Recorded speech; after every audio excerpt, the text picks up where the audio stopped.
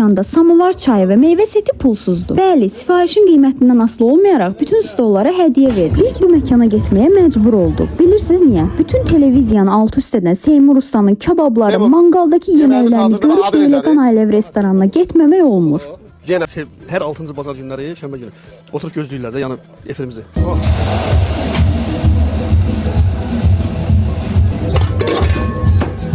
Seymur Usta burada nələr hazırlayırdısa, məkanda o qədər adam var idi. Ən əsası da ailəvi olması çox əla idi. Düz gözünün önündə manqalda yeməklər, kabablar elə bişirdi ki, elə manqaldan isti-isti götürüyək.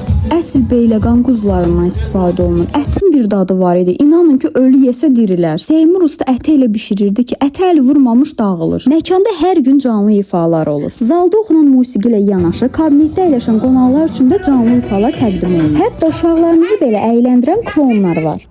Məkanda münasib qiymətə banketlərinizi belə keçirə bilərsiniz. Bir il əvvəl bura gəlmişdik. Qiymətlər elə necə var, elə də qalıb. Heç bir şey bahalaşmayıb və burada hər şey çox münasibdir. Məkanın həyəti belə o qədər ürək açandı ki, elə bir rayondasan, hər yer yamyaşıl. Beyləqan Ailəvi restoranı Neftçilər Rising yolunda yerləşir. Ətraflı məlumat üçün səhifələrini aşağıda qeyd etdim.